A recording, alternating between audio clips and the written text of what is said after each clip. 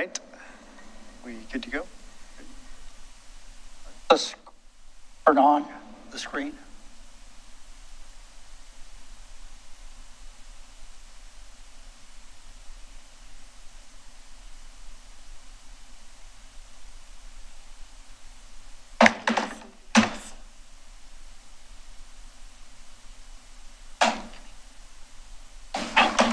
Why don't I move over?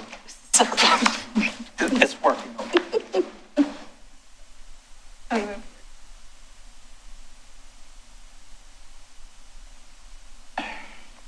Okay. Apologize for the technical difficulties. We'll go ahead and call to order the May 24th, 2022 meeting of the Oregon City Historic Review Board to order. First, we'll ask if there are any public comments not related to items on the agenda this evening.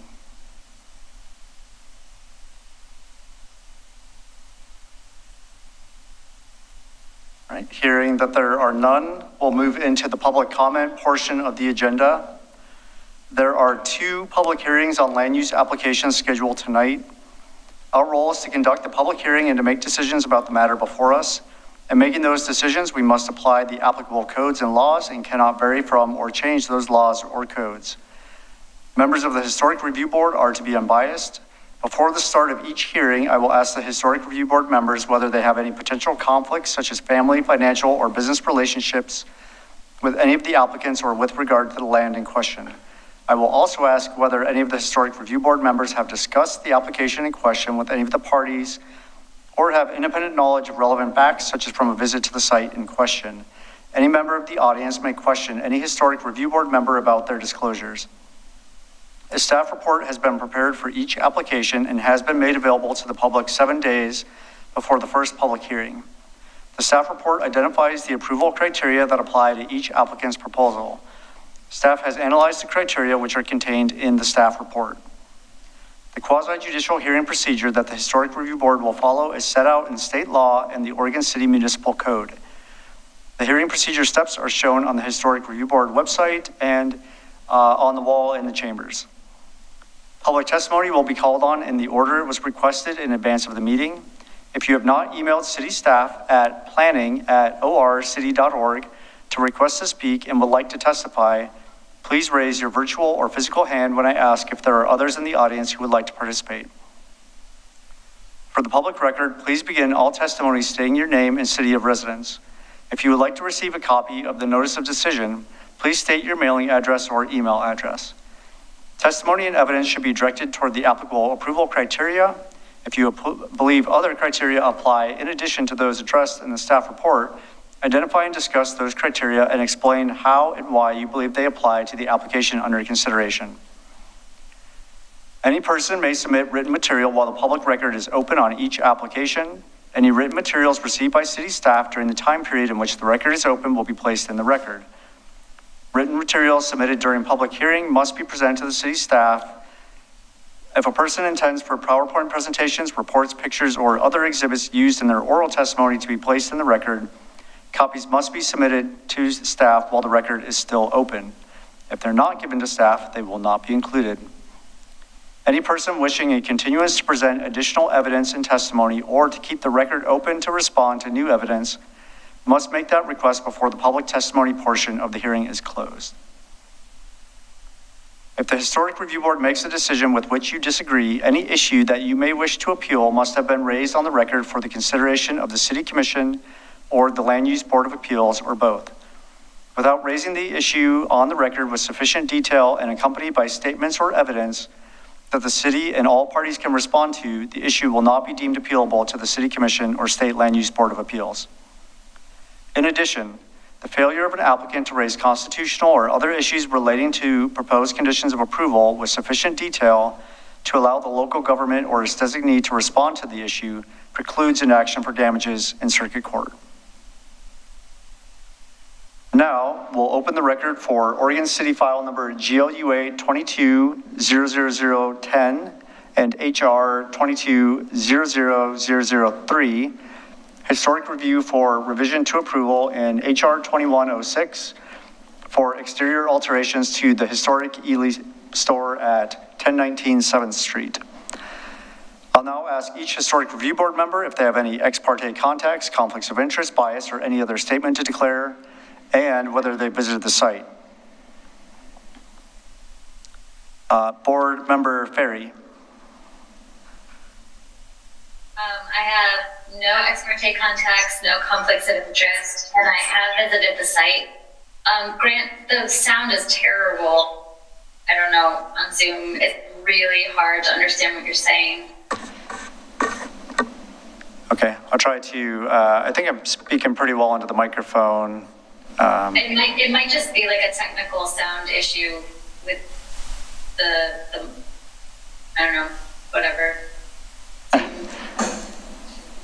Does it help if I switch microphones? We had similar issues last night, and I think it's global. It's not really related to one microphone. Sabrina, am I sounding more clear to you? Maybe a little bit, yeah. But it's still a little garbly. Okay, how about now? Does that help?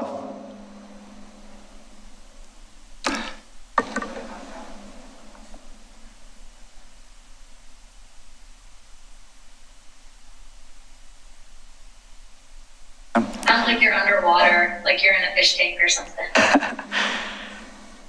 We're going to see if our media staff person can help us, but otherwise, Okay. we might have to just deal with it. Thank you. Okay, we'll just take a very short break to see if we can fix the issue.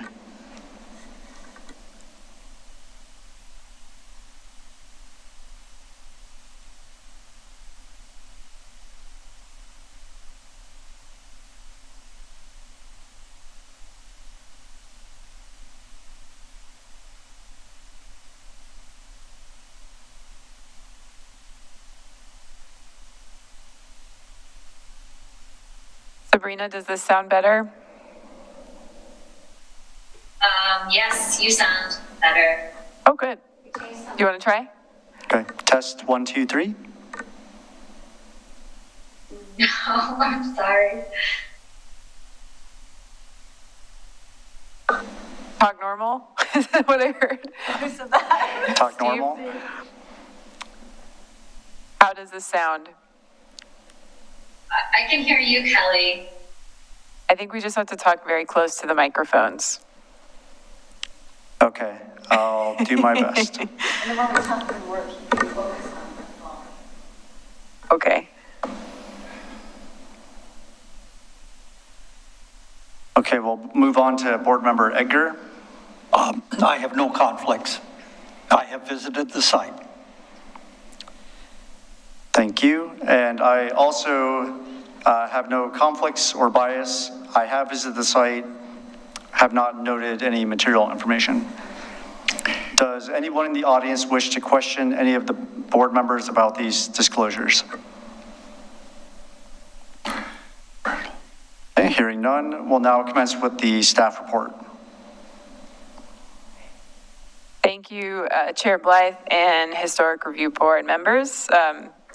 We have an application before us for a revision to HRB decision from last year, HR 2106, for alterations to the Ely Store.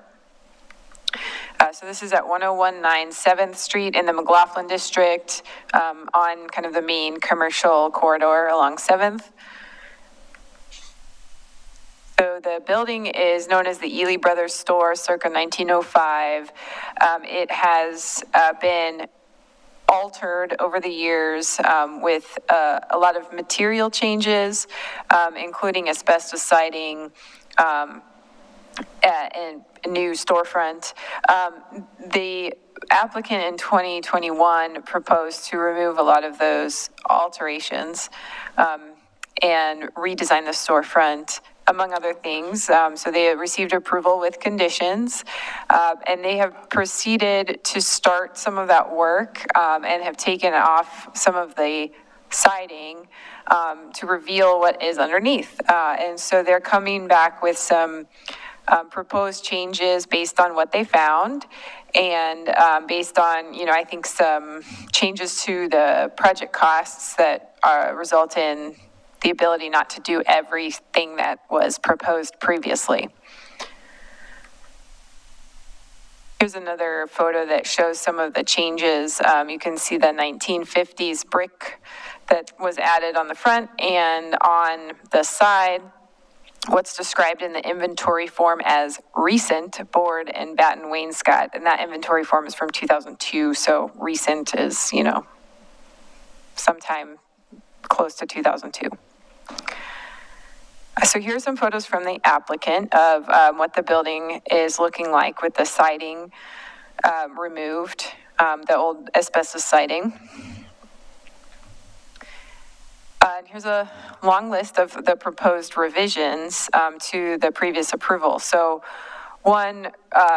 first, the changes to the storefront with the new entryway that's shown in the architectural drawing there, that is being removed from the proposal due to costs, and the existing windows and entryway on the corner is proposed to be retained. And because the siding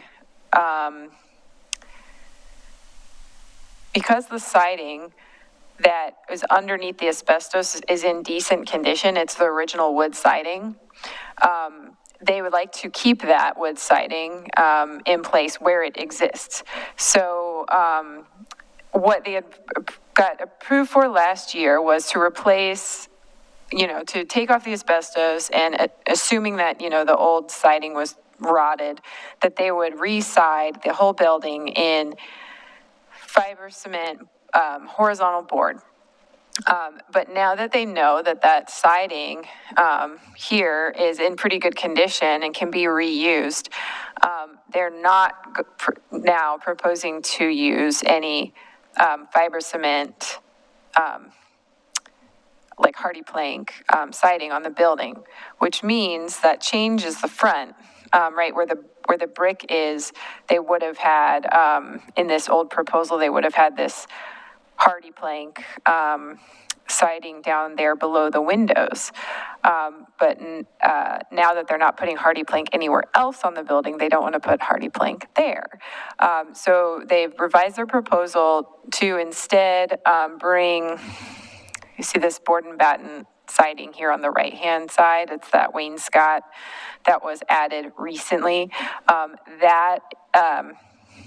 That's not proposed to change, so that's going to remain as is, which is fine. But they want to bring it around to the front where the brick is today. So that's one of the items under our review, is to replace that brick with new board and batten. Also on the back of the building, sorry, I'm flipping around a lot here, but I want to show you what I'm talking about. So on the back of the building, there's some vertical wood siding, and they would also like to use the board and batten back there because that vertical siding is not in good shape. Let's see, the ornamental shingles that were thought to be underneath the asbestos siding are not there. It's all just vertical or horizontal board. So the applicant will not be adding any decorative shingles. And then last, the parapet height, which was thought to be taller than what it was originally, apparently is not because of the siding there. So that parapet height is proposed to remain as is instead of being reduced. So here you can see what was approved in 2021 versus the proposed revisions, and I've circled the parapet height that would remain. You can see that there are no decorative shingles above the second-story windows now. And then you can also see that the storefront location on the corner is proposed to stay now and not be altered, and that the siding underneath that is the board and batten. Here's the side of the building, comparing what was approved in 2021 to the proposed revision, which includes board and batten now on the back, where it's circled in red there. Okay, so the findings in the staff report include analysis of most of the changes that they are appropriate and acceptable for this building. They meet the Secretary of Interior standards. However, there is one issue with the board and batten proposed on the front. So one of the Secretary of Interior standards is that changes that create a false sense of historical development, such as adding conjectural features or elements from other historic properties, will not be undertaken. Now, even though this building has board and batten that was added, probably in the 80s or 90s, board and batten siding has not been prevalent in the Pacific Northwest region, is not common within Oregon City, particularly on commercial buildings. So we don't necessarily want to see it added where it wasn't historically there.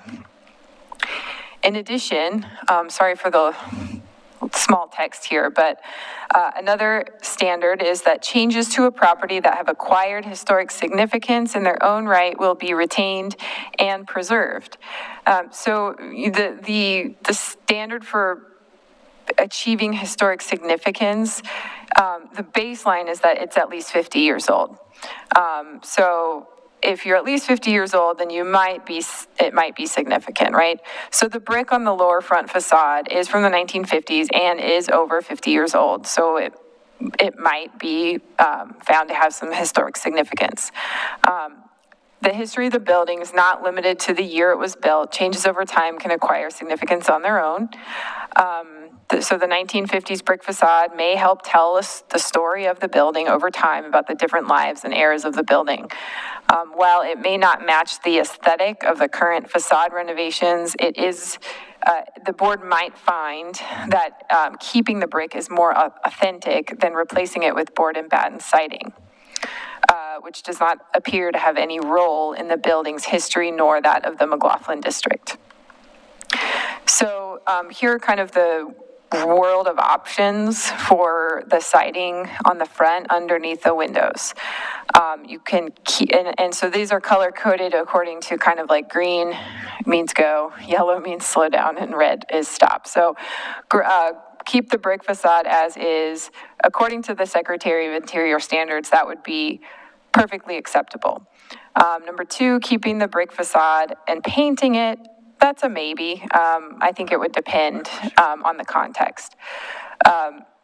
Number three, replacing the brick with board and batten siding, which that is what has been proposed here. It is not really in keeping with the Secretary of Interior standards. Replacing the brick with wood board siding to match the original wood board siding could be found to be acceptable, potentially. And then replacing the brick with fiber cement board siding, which would also not be in keeping with the Secretary of Interior standards. So the staff recommendation really is to add a condition of approval or, deny that part of the application that proposes to replace the brick. We did receive a public comment today from the McLoughlin Neighborhood Association. This is the only public comment in the record, and it just simply said that the McLoughlin Neighborhood Association concurs with staff recommendations. So the staff recommendation, again, to summarize, is approval of the request for the parapet height, shingles, and rear facade siding replacement. The board and batten on the rear facade, while it is also, doesn't have a precedent because it's on the rear, and it replaces a vertical siding, the recommendation is to allow that part of the project to move forward, but that the board should consider alternatives for the front brick by retaining the existing brick or replacing it with wood board siding. So here are your options, and happy to answer questions.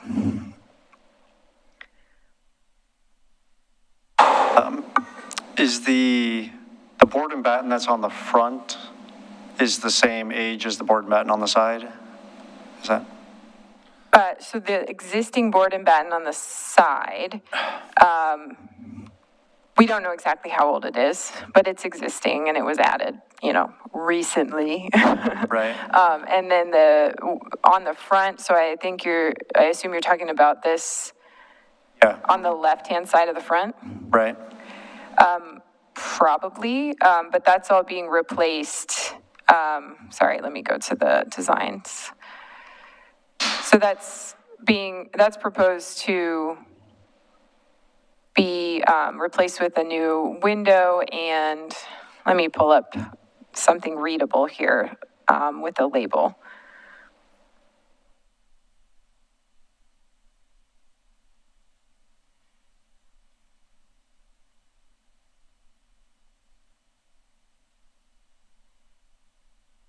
So that part of the building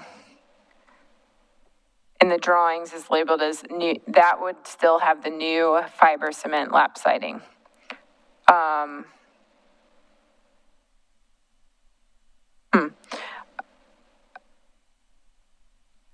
The windows are labeled as new restore or clad wood storefront windows. The windows on the front and the entrance that are staying, are those, do we know if those are the same vintage as the brick, or are those I don't newer too? think that we know.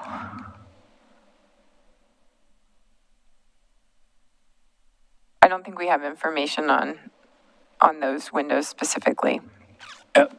So in the proposed revisions, the main entry doors are going to stay where they are right now. And the 2021, it showed moving them more to centering them. Is that correct? Correct. I think, centering them is found to be a good move by the board last time, but the budget doesn't allow for it anymore, so they're just proposing it to remain as is, which if it's not proposed to change, then it's not really something the board can require them to change because it's an existing condition. Okay. Any other questions for staff before we go to public testimony? Let's hear. Okay. Then we'll go ahead and invite the applicant to speak. You'll have up to 15 minutes, though you don't need to use all that time. The applicant's on Zoom. Hello? Can you hear us okay? We can hear you. Okay. Well, I'm Dave Gackley, and thank you, Kelly, for your presentation. The main request for me, you guys see me okay? Was to get the, because we're doing the board and batten on the back and it's existing on the side, was to pull a little bit around the front. And so I hear Kelly's points. But if we were able to do that, I think that would have the best continuity in materials and the best aesthetic appeal, especially with the painting colors. It gives an opportunity for two-tone colors and break up the grandiose size of the building with being all one color. So that was really our main request. As far as the parapet height, going off the photos, it's a little unsure if those photos for this exact building, we kind of have some suspect, but when we pulled it off, it was apparent that with the trim and the way it was, that was the original height. So we'll just keep that. And again, the decorative shingles weren't there like we thought, so we're not going to try to chase that and go backwards and recreate that.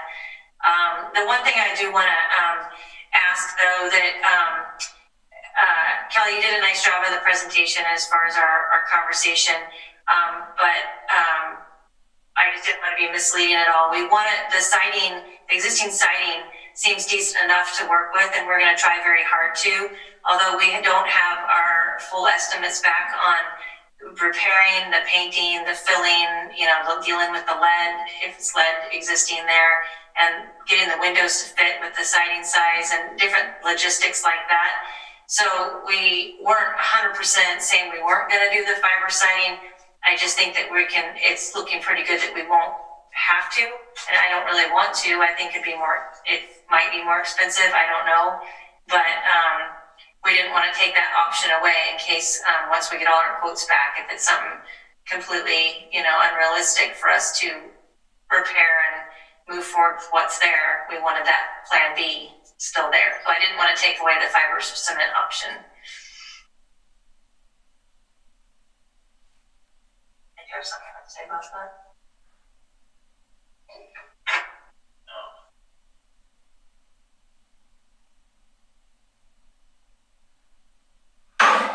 I think that's it for us. If you guys have any more questions, go ahead and fire away and we can try to answer them. Any questions from the board for the applicant? Yeah, I would like to make a comment. They're really hard to hear. I'm sorry. Can you hear me? I can decode you. I'm trying to talk, I'll try to talk very slowly.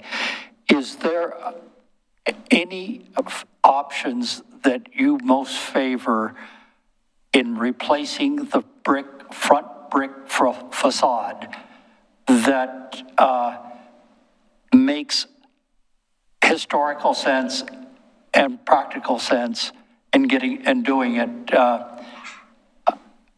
I just would love to see something that you could agree on, that we could agree on, that would allow the brick facade to be replaced. And I'm hoping you might have some ideas. It sounds like what you're asking is there another alternative that we would be fine with, replacing the brick, but another material other than the board and batten? Is that what you're asking? Yeah. I'm just trying to hear you. I was just trying to. Hey, Grant, can you repeat him? Because your mic seems a little bit better. Is that possible? Kelly's is actually the best. Yeah, Kelly, can you repeat him? I think Paul was asking, and correct me if I'm wrong, Paul, if there is an alternative material for the siding on the front to replace the brick that you would prefer. Yeah, I like the reason we chose the board and bat was because it's already on the other sides of the building, and we felt like it tied it together and wrapped it together. Now, I completely hear what Kelly's saying, that that's not original to the building, so we're trying to tie something just because it's there all the way around. I think it's a decent look, and I think it would work, and I think if you guys have seen that building, it does have very large walls to it that would benefit from having it broken up a little bit. I think that was probably how past people came to the conclusion of putting board and bat on that wall, because it was too much of the same all the way up. So I think we're open to listen to other suggestions that instead of the brick being there, or instead of the board and bat being there. At one point I felt like we were and are approved for the fiber cement board to go on there. I know things have changed slightly, and that's why we're in this meeting, but I think we're willing to work with, if there was a better suggestion, we could listen to that.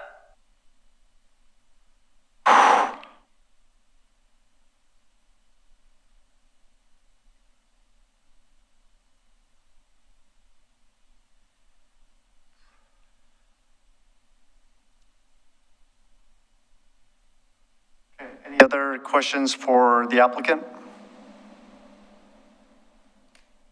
I don't have any questions.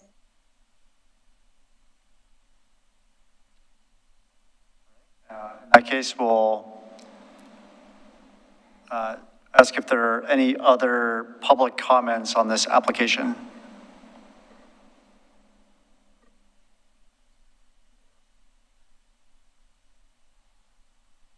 Hearing none, we'll move into board deliberations.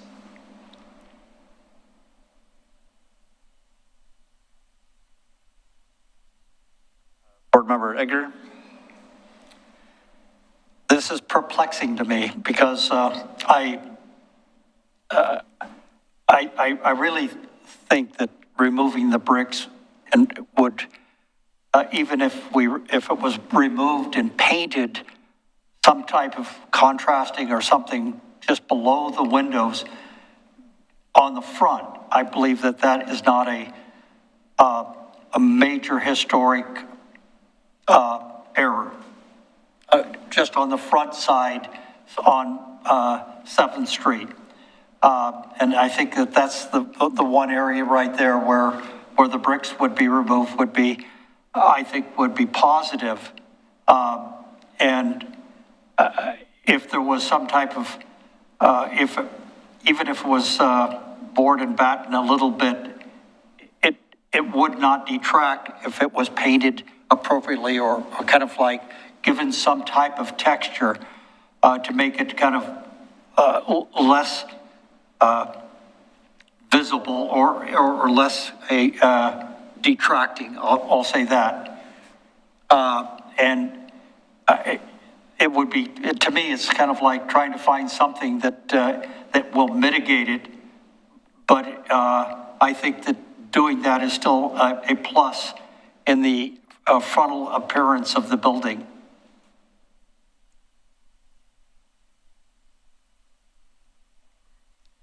Board Member Ferry?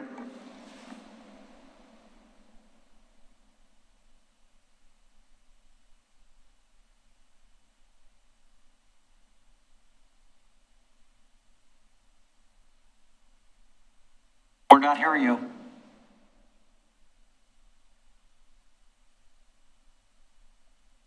We can't hear you at all, really.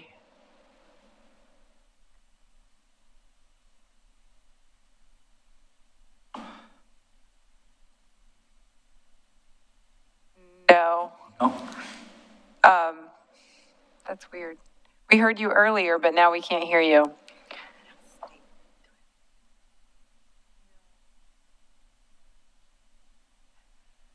Sorry, we still can't hear anyone on Zoom.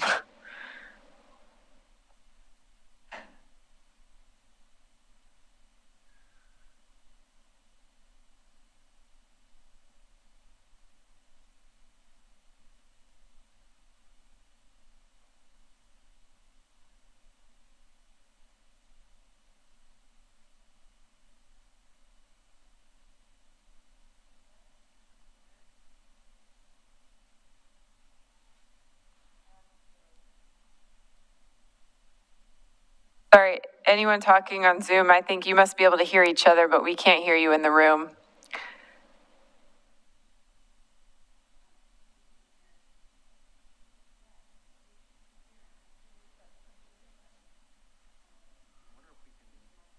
Dial in on the phone here. Did that, I did that at a previous Zoom that I did with somebody, they dialed in, called in on a phone and just had to set up 2 sessions. Would it be possible to consider that Sabrina could dial in on a phone? That where we could listen to her on just by phone? I think we could try that.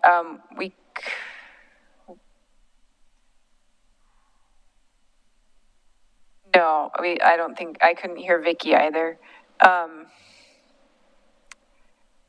Sabrina, do you think you could try that, calling in on the phone?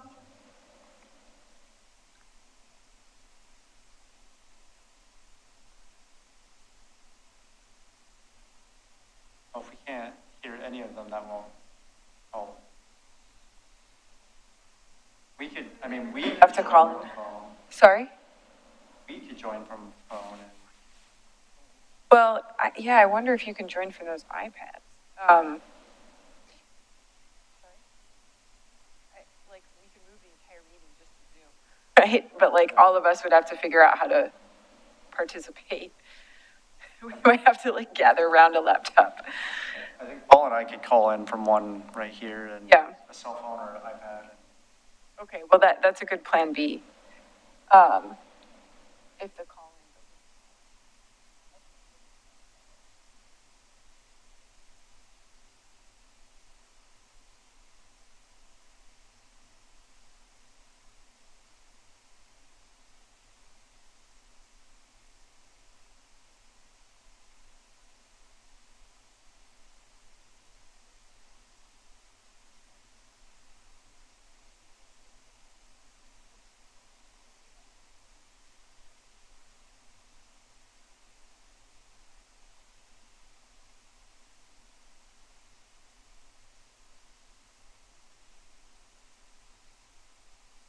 for everyone out there that can hear this, it's not good, and we're trying our best to try to figure out something that we can do to allow us to complete this and do this properly.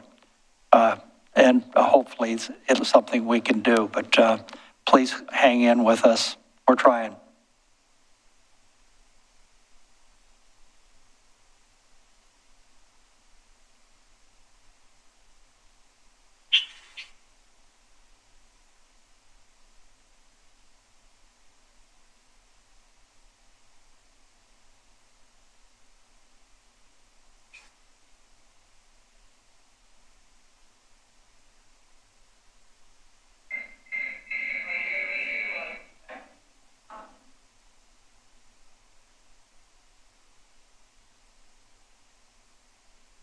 Can someone on Zoom please just start talking so that our sound person can try to adjust things as you're speaking?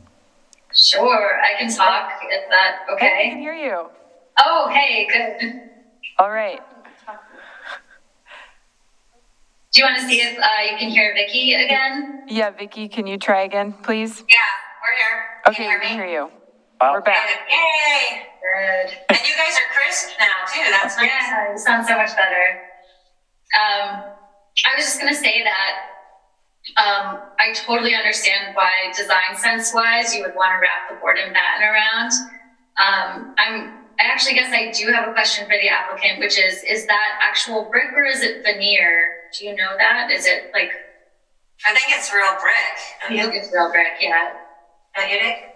It's a brick that's not structural. It's a basing of a real Roman style brick. So, you know, it, like Kelly said, it came in the mid 1900s, 1955 or something like that. So not original to the building, but yeah, still old. But it's real brick material. It's not. It's like a real you buy brick, it in. yeah. I also agree with Kelly that I don't think that it is aesthetically what would have been on the building. It's not, and it's conjectural. So you're adding something that's not, that wasn't there to begin with. So I'm wondering if bringing the siding, the actual wood siding down might be the best sort of alternative, just because, did we lose planning? I don't see them at all. Oh, you're right. It's just us. It's just us, I think. We're here. Oh, you're there. You can hear us. We just can't see you. Oh. Yeah, you guys disappeared. Okay.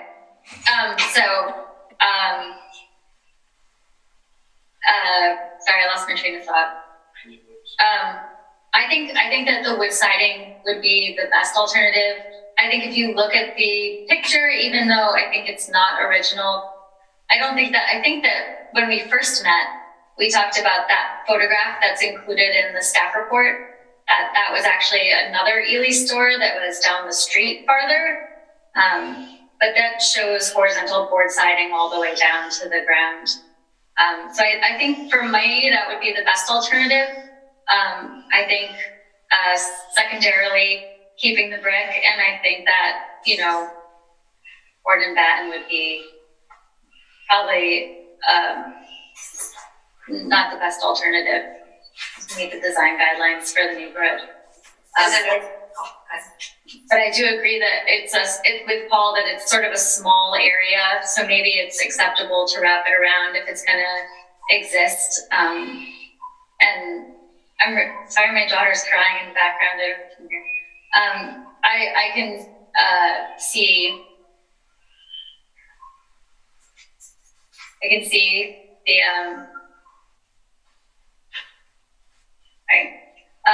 I could see that I could see it being acceptable. Maybe even if you could face the brick with the board and batten as opposed to removing it completely if it does have some historic significance to the building. Is it okay to comment? I think are we in board deliberations right now? We're supposed to talk. I can't see them, so I don't. No, it's Officially, yes, but we left the record open, so we can go back to the applicant. If,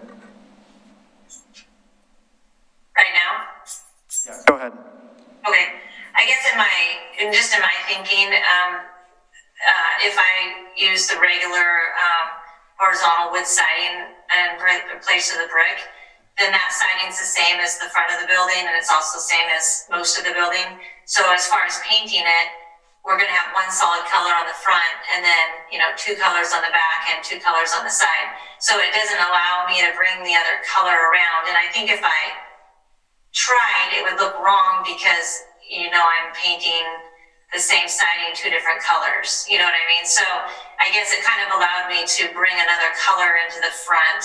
I know that's minor and it's, a petty thing, but that was kind of part of the continuity of it. Like materials were painted the same color. So by doing the same thing, that's my only struggle is I feel like that I got the same siding all in the front, so the whole front's gonna be one color.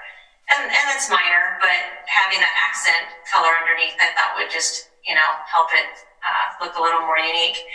Jessica Island, we've been working with on this project, and she couldn't make it tonight, but her suggestion, and I'm going to just read it real quick to you, because I didn't, sorry, I'm pulling it up real quick here. She said that another option could be,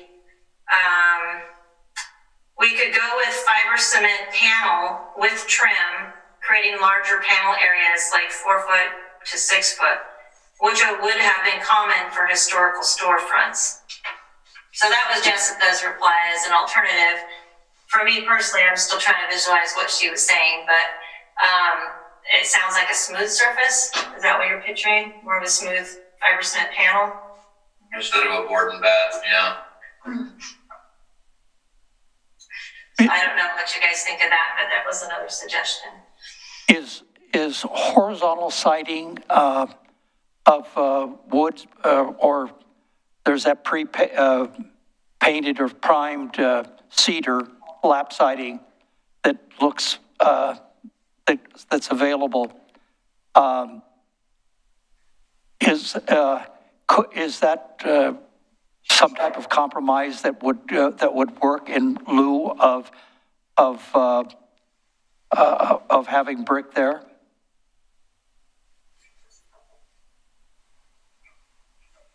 In my opinion, that would be introducing one more style of siding if it was actually a lap siding. This is we would probably try to put as close to original as we can now, which is more of a tongue and groove style siding. So I would probably try to copy that if I was going to take the brick off and put anything back on there if it wasn't board and bat. The only reason I went with board and bat is because, like I said, that's what's on the other sides of the building already. So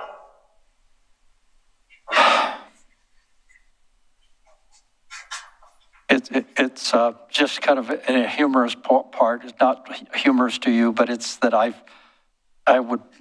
it's something that I've not had a fond part of doing, but it means I still think it's a potential practical solution across the front, board and bat, and it's not a big area. It's not like that. It's a huge area. It's just replacing the brick.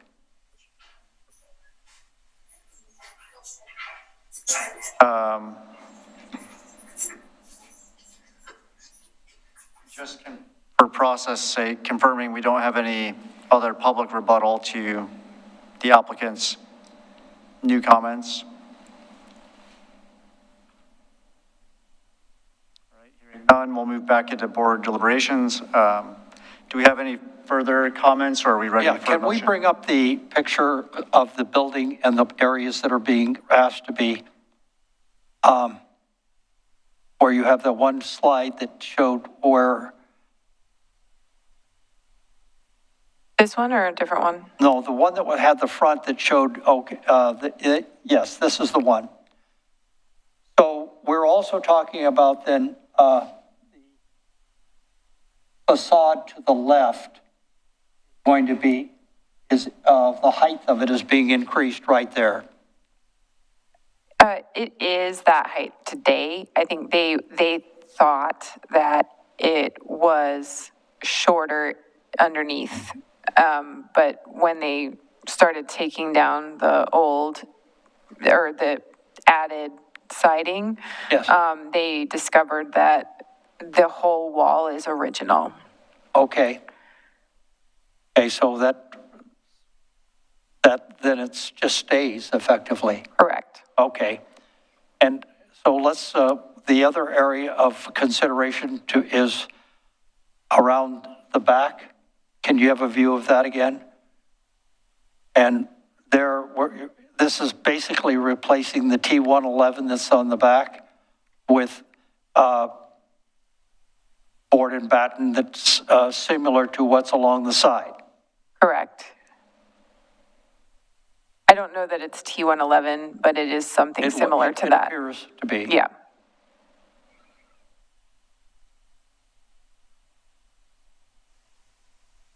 Okay, to me, they're doing a job that needs to be done. I don't feel like that we should be, I think we should be accommodating a little bit of what they're doing because they're trying hard to come up with something. And it's all in betterment of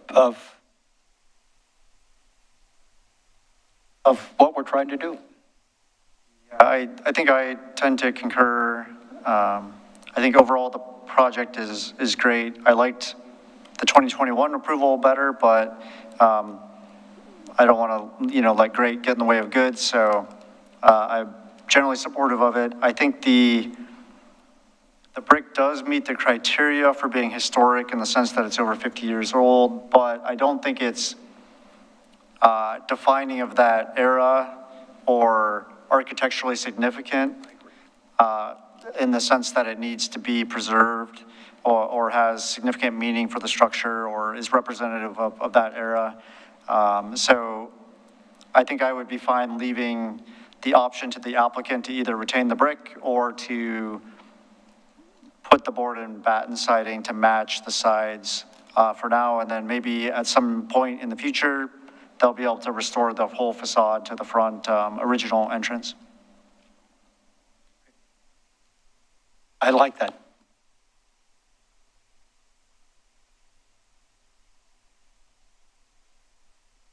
So I think if we're ready for a motion, we can go ahead and close the public record and move to a motion. Well, Chair? Sorry to interrupt. I'm recalling that the applicant mentioned that they wanted to retain the option to put fiber cement over the entire building if it turns out that it's more expensive to restore the wood siding. And I'm not sure if the board caught that, that she said that, or if you wanted to weigh in on that. this would be all of the siding along the board and batten siding along the side street. I think she was referring to the original wood board siding that has been exposed, and not knowing yet what not having seen all of it to know what the total costs are going to be to restore that, and wanting the option to, I think, the previous version of the approval was for fiber cement board siding throughout the building, and she wanted to retain that option in the event that the fiber cement board is less costly. I concur. I'd be fine with them retaining the option to revert back to the original approval if. Okay, so we can add a condition that just explains that. Not really a condition, but a part of the decision, if that's your preference. Yes, I am. Good. Can we make a motion that to effect that we, if you could read it out the way you think? Yes, so it would be approving the proposal with the addition that the previous approval for the fiber cement siding is still an option. Yes, I concur, and I move that as a motion. I'll second that. Board Member Edgar? Aye. Yes. Board Member Ferry? Aye. And Chair Blythe? Aye.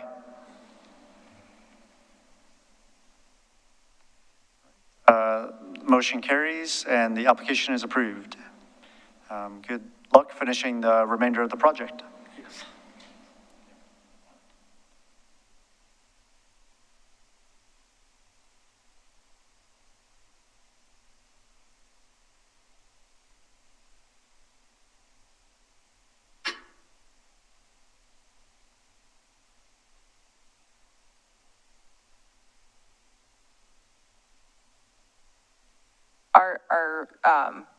Steve, our talented sound tech, wanted to check in with the Zoom participants to see if the sound is doing all right.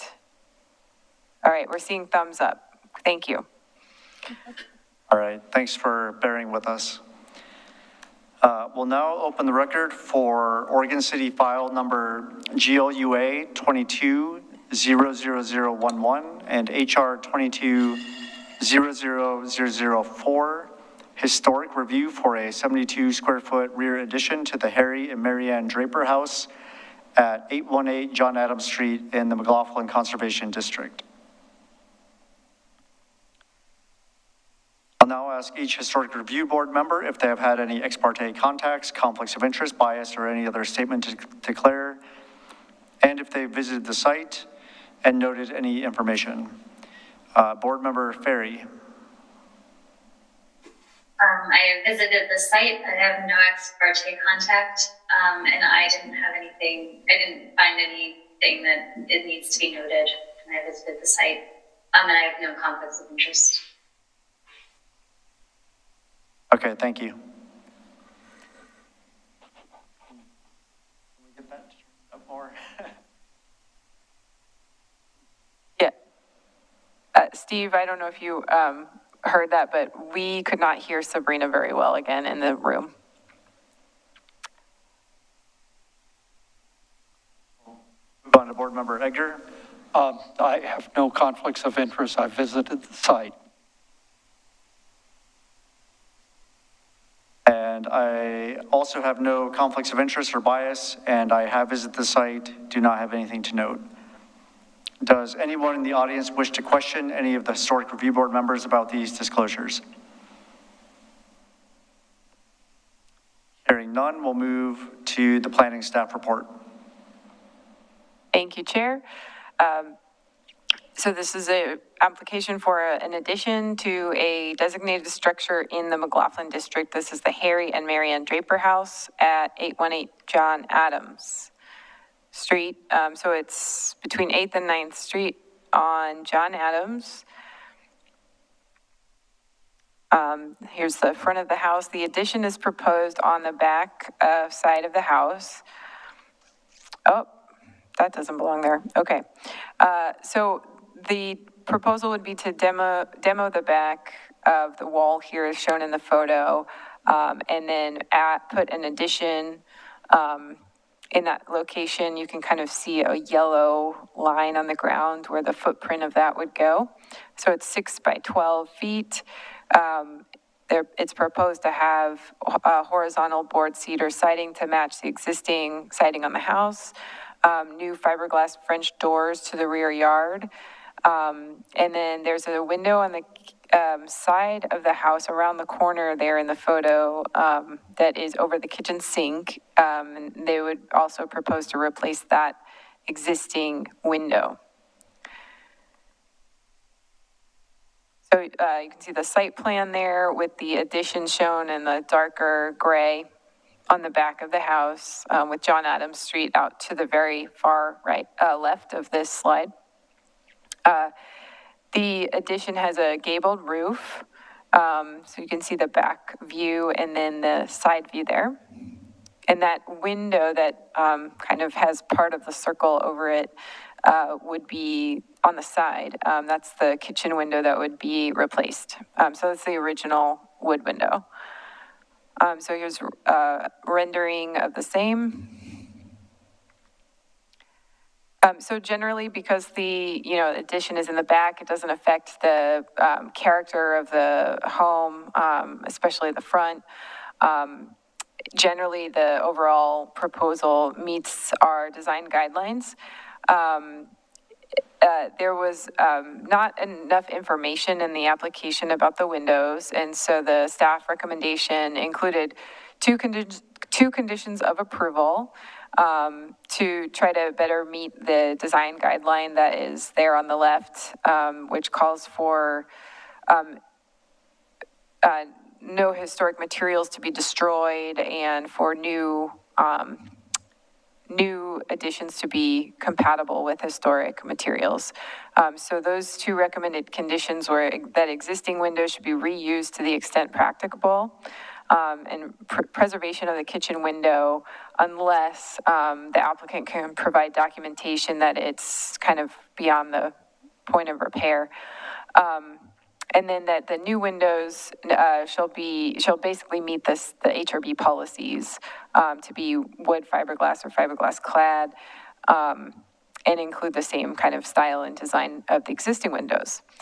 So since then, the applicant has added some information to the record about the windows. So here are photos of the existing kitchen window that is proposed to be replaced, and you can see it has a storm window over it, so you can't see all of it, but it looks like there's some peeling paint.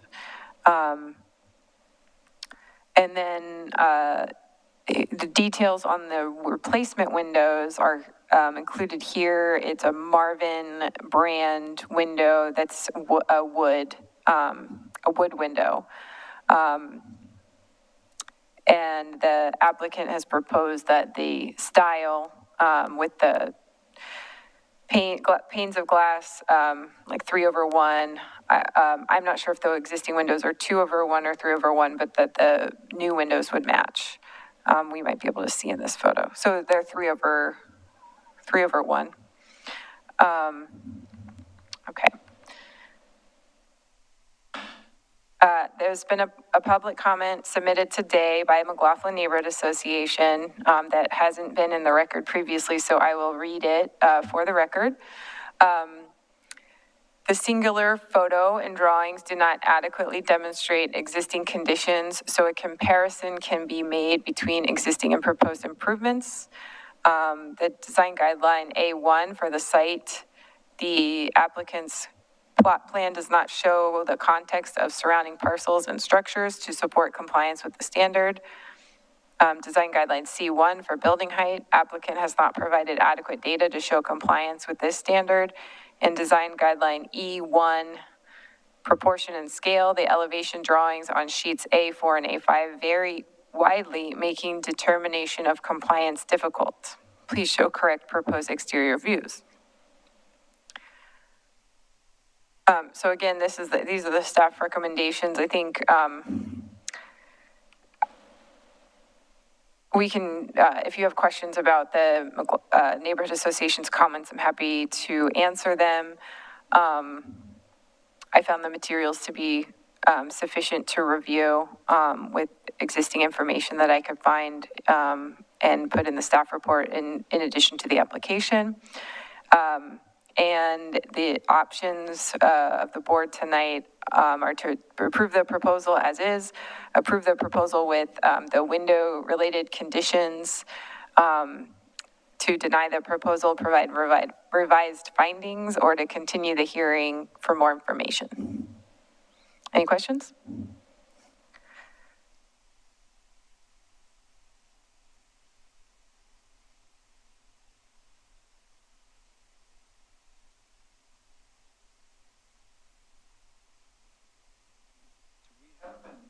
Of the window on the side of the house as it is today? This is the one that's over I think it's over the sink in the new.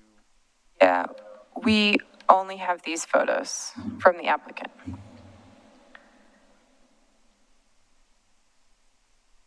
And, you know, the applicant presentation may be able to shed some light on some of these questions. Do we have any dimensional comparisons of what the existing window is to what is being proposed? No, we only have these photos and this information.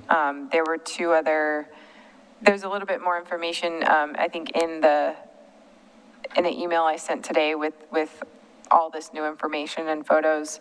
But I don't think it includes a comparison of dimensions. And the three upper light portion of the windows, is that comparable with what existed? Or was it too light? I'm trying to again come with what is most appropriate. Sure, I think the applicant might be able to tell you more, but what all we have is this drawing that shows that they're 3/1. Okay. All right, thanks. Any other questions for staff before we go to the applicant? Okay, we'll go ahead and ask the applicant to speak. You have up to 15 minutes, though you don't need to use it all. If you could state your name and place of residence, please.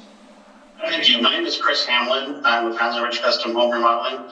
I live in Oregon City. We're in the permit process for this project for Ann and Rob Bellfish. The main questions that we're looking at is that the addition seems to be fine for everyone. We're going straight to the back of the house with a 6x12 addition. The main question seems to come to this window. What we intend to do, what we're proposing and asking to do, is replace the window with an exact replica what is there now. We sourced Maryann Ultimate Wood windows. It's a double hung window. They're specifically designed for historic accuracy with smaller stiles and rails, and the grid pattern is going to match exactly what is there. It's a kind of an offset venting bottom. The bottom section is 2/3 of a fixed pane, and the top section is 1/3 with the three lights on the top, which is an exact match of what is there. The existing window is pretty raw. We've gone through the trim. You can put your finger in it. I don't know if the pictures really show that. It's not just peeling paint. Quite a bit of extensive rot in the window. They've got storm windows on the entire home. This one we'd be able to take the storm window off, so we're actually able to see historically accurate window. There's a breeze that blows through that thing like a hurricane. It's a poorly sealed window. It's an old window. It's seen its time. But what we're proposing is, like I said, an exact replica of what is there. Is as accurate as we can get. The rest of the windows in the addition are the same, with the French door matching and the other window being a wood window.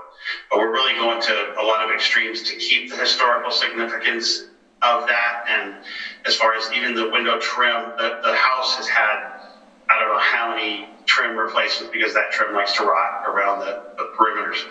We're finding the original trim, and you can't buy it, so we're actually having a blade made to make that original trim profile, so that all the windows that we put in and the door has that same original trim profile on it. Same with interior. We're doing a lot of interior work that way with crown molding, matching the original profile. So we're going to a lot of extreme to make sure that this matches historically, and there's no look of anything new. The siding will be an exact match with cedar 3/4 inch horizontal bevel siding. Everything else being a good match, hardwood floors, everything matching original. So that's really our largest concern with the historic area. Your historic board is making sure that you improve that window. The original one, I guess you could probably keep it. It would take some extensive work to get it functioning properly. And with the amount that we have to go through with R value on walls and everything else, keeping a inefficient window like that is kind of just a hole in the box. But so the Maryann windows are a double pane window, but like I said, the grid lines and the size of the mullions match the existing as well. So it really is a sense of an exact match. Some of the other details that we are matching are the overhang details. There's what I call a kickback on the front and the back of the home. There's a little flat area. It's kind of an odd design. I don't know if it shows in the pictures, but we're retaining that along the back of the home too. So all the softening, everything matches what's there. So any questions for me?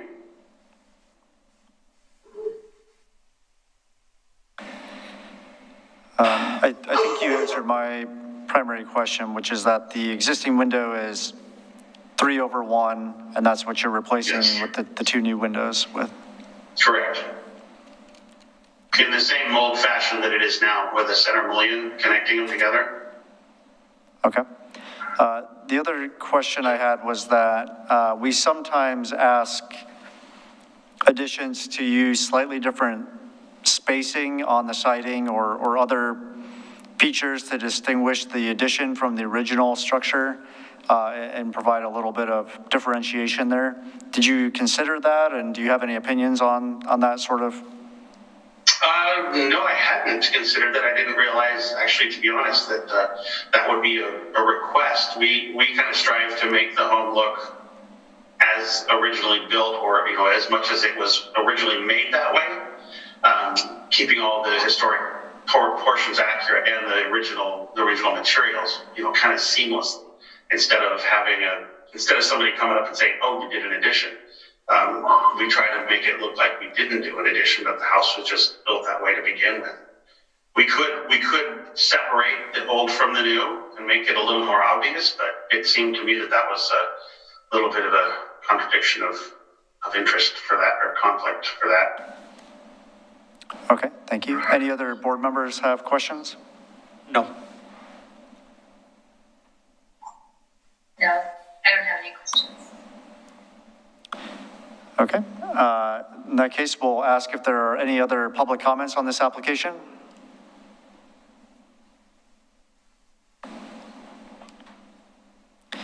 All right, hearing none, we'll go ahead and move into board deliberations. I move to approve as proposed. Yeah, I would support approving as, with the staff's recommended conditions of approval. Yes. Board Member Ferry? I agree. I think the addition is behind the house. You can't see it from the street, and I actually think it looks really nice. So. Okay. In that case, we'll go ahead and close the public record. And Paul, if you want to make a motion. Can I just get a clarification from you? So with the information, so you're basically saying you want more information about the windows, like what's been provided today doesn't necessarily satisfy you, and that you want those conditions to be in place to require more information about the windows?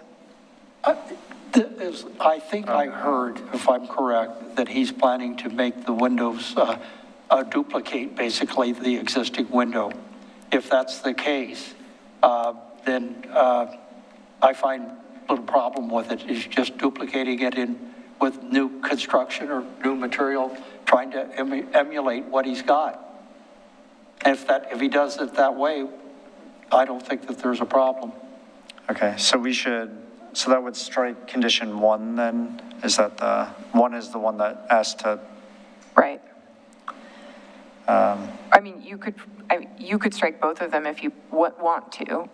So if you keep them in place, then they would need to submit more information to me on the condition of the window, and then more information on the details of the design of the new windows. Okay. To staff. Yes, get back, just so that we validate that what is being replaced appropriately. Okay. Yeah, I think we keep condition number 2 and just confirm that the details of the replacement windows match the originals, but I think we can strike condition 1 based on the information we have. Okay. Thank you. All right, Paul, you want to make the motion?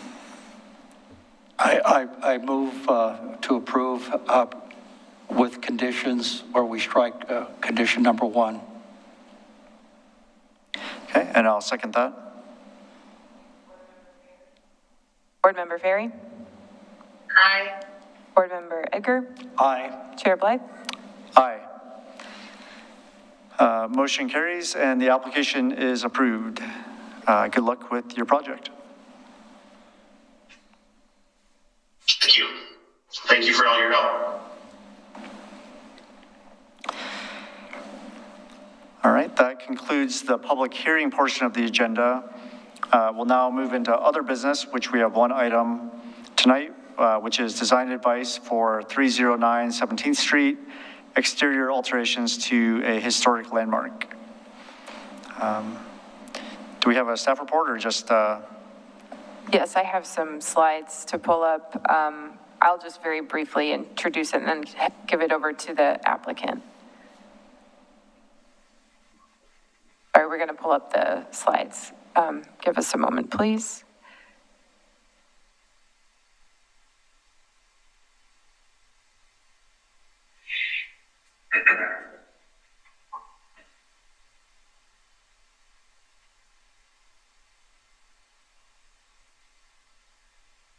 Okay, so this is a historic landmark outside of a district. It's at 309 17th Street at the corner of Main Street Extension and 17th.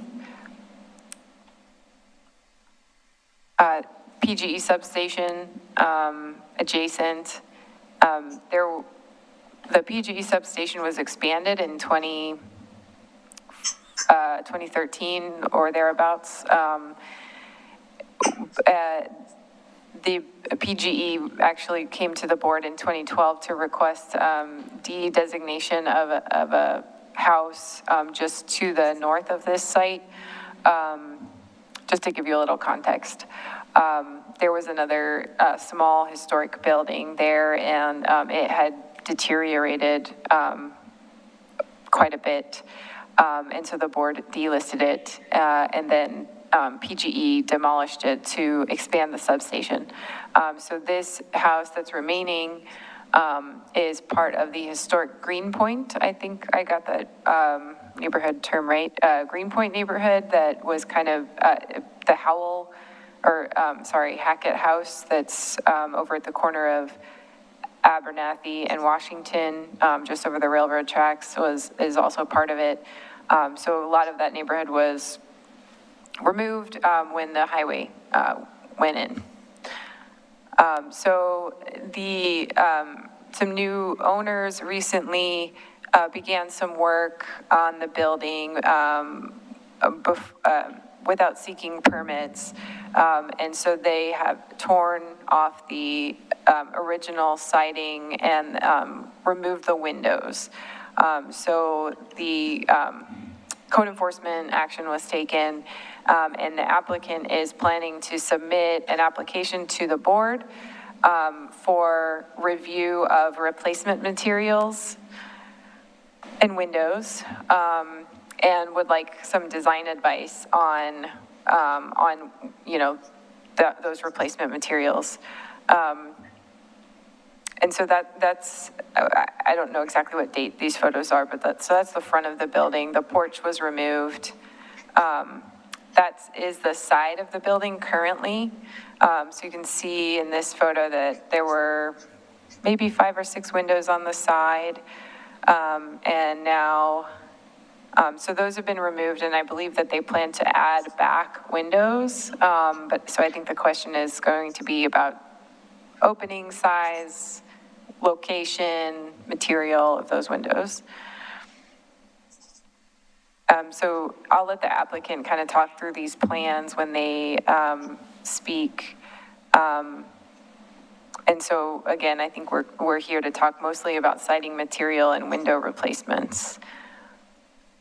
And I'll remind the board also that design advice is non-binding, and it is given by individual board members and not by the board as a whole.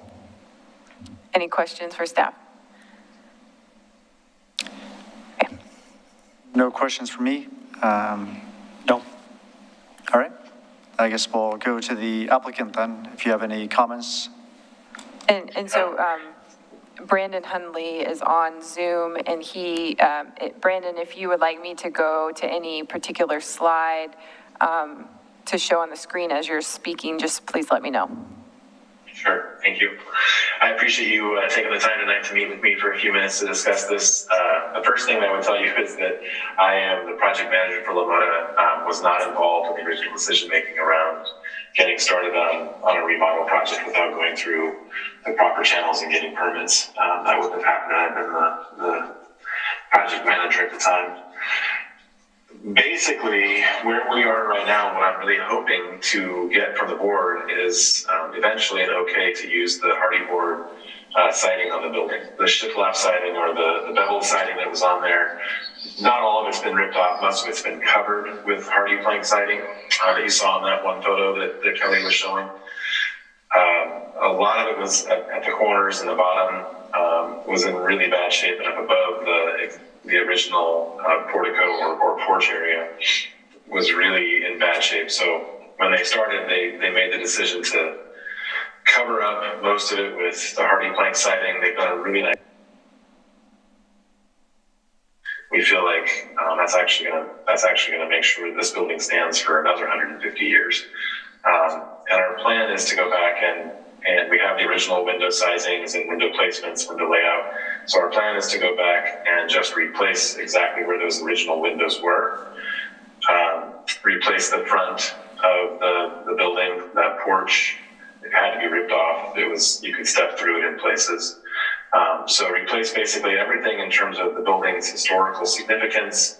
The only change would be the siding, and rather than trying to find shiplap siding or beveled siding like that, which is extremely expensive, to use the hardy plank siding, smooth face, really very, very weatherproof, and then, like I said, put everything back to what the original design was.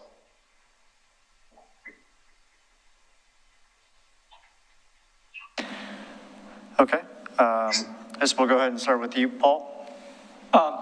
If we could bring up that original picture or the picture of it with yellow paint and siding on it, yes, that one. If we could go back, yes. If it looks like at the top of the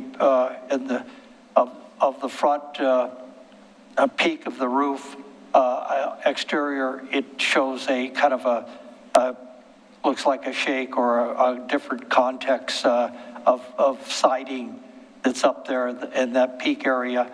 But it would be wonderful if the siding and the type of porch and design could just be brought back or replicated back to where it's as close as we can get to the original one, and that wood lap siding be used along all of the sides of it, so that it comes back with a similar appearance of what it is just restored. And as far as the windows, the front windows are show windows.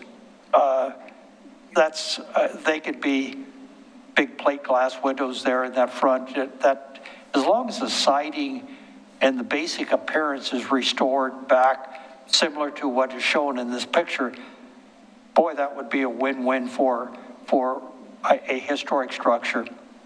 Thank you. All right. Did you have any questions for Paul? I just want to make sure that I'm understanding. So you're suggesting that we take off the hardy plank siding that's there and return it to the beveled or the shiplap or the siding that was existing on the building? Well, hardy, if this was not a landmark structure, it would not be as much of a issue, but because it's a landmark structure, using similar type materials would be much more appropriate than hardy plank. Had this been new construction or something else, it wouldn't be an issue. But because it's an existing landmark, trying to come close to that type of material, I've seen it out there, and it's not that, it's expensive, but everything is expensive today, but it's not prohibited. I understand. No, I understand what you're saying. It's certainly, well, I don't know if it's not prohibitive, but being the fact that the new siding was already put on the building, that will have to be ripped off.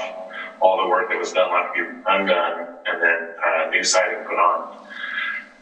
I'm not sure that I understand how that is impactful for the historical landmark itself, being that it is an outlier in the landmark, in the historical landmark area for Oregon City. I understand what you're saying completely and appreciate your perspective, but I was really hoping that we might get a different kind of idea coming out from the group around how we might overcome this issue. The other option that we would have is just to rip off, like I said, the hardy plank, the fiberboard that's on there now could be taken off, and some of the shiplap siding is remaining underneath. But I just don't think the building's going to look nearly as nice as it would if we basically left what's there now, which has really straightened some of the building and made it look much more presentable and solid than taking it off. So I was really hoping we wouldn't have to remove that or put something over the top of it and have 3 layers of siding on the house, but instead that we could maintain the physical structure of the house with no changes to meet that historical guideline. And, the front, you mentioned the siding in the top upper corner of the front where the porch had been taken off. It's a scallop siding of some kind. We could certainly replace that and bring that back to a very similar design as what was on there originally. Okay. Did you have more follow-up, or do you want to go? Okay, we'll go to Board Member Ferry. Did you have any comments? So those pictures that Kelly was just showing of those panels on the sides of the building, those are what's currently on it right now, correct? And that's what you're proposing that you'll keep? Correct. Oh, I see. Okay.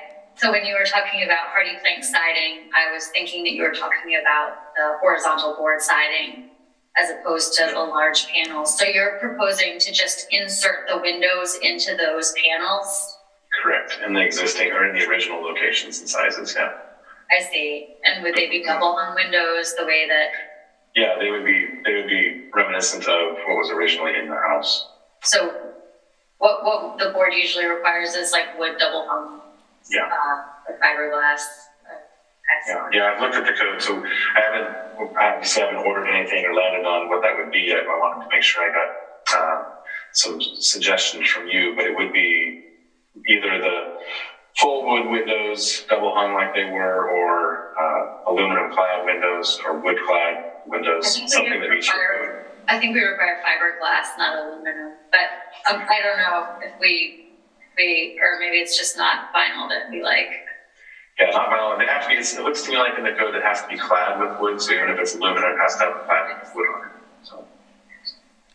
And then, so the front is still kind of bare, so that's where are you proposing to put horizontal fiberglass board, like the horizontal board to replicate the original? That's kind of what I wanted to get from you was a suggestion about that. Since it's open right now and there's been nothing done to that front other than the old existing original, I'm not sure it was original, but the shiplap siding on it that was in pretty bad shape. That's been taken off, but we could return that front facade to something very similar to what was originally on there for sure. And again, same windows, sizes.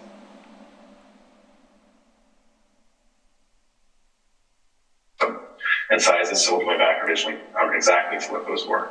And same sort of porch? Same exact porch, yeah. Okay. I mean, I think I agree with Paul that the horizontal board siding would be better, even if it is hardy as opposed to a wood shiplap. Just because that's sort of what sort of the vocabulary of the house originally was, you know, the way that it sort of presented itself as opposed to these large sort of panels.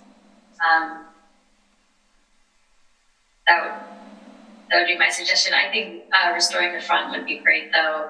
Getting it all sort of put back to the way it was, at least in this photograph. I guess I've got my thing blurred, but the yellow photograph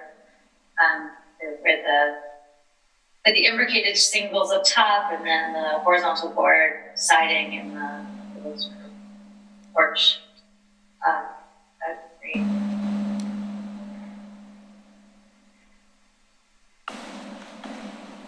Yes, that picture.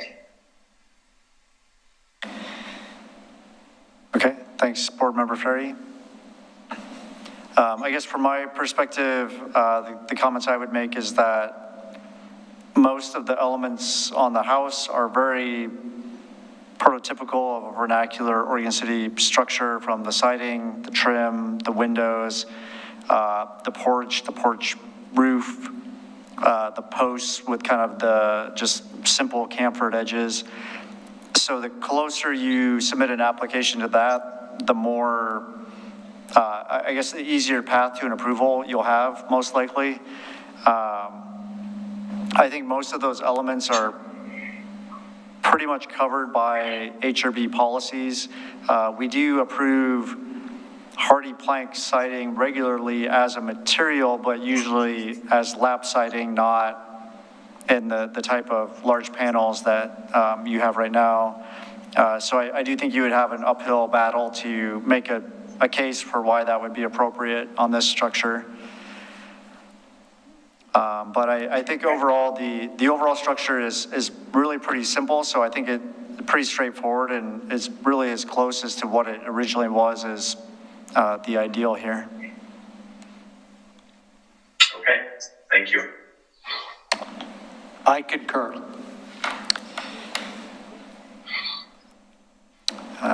Any other questions or comments? None from me, thanks. Okay, in that case, we will move on from other business and move into communications. Thank you for your time. Yeah, thank you. Appreciate it. Looking forward to your application.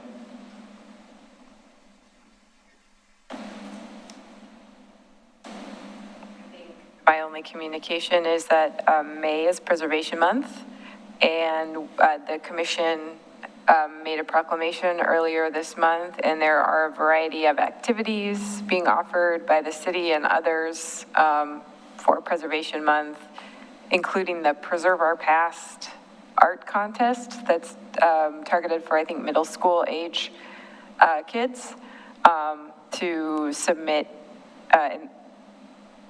art or poetry that is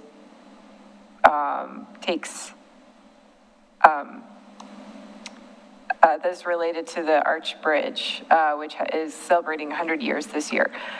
So more information is on the city website about that contest.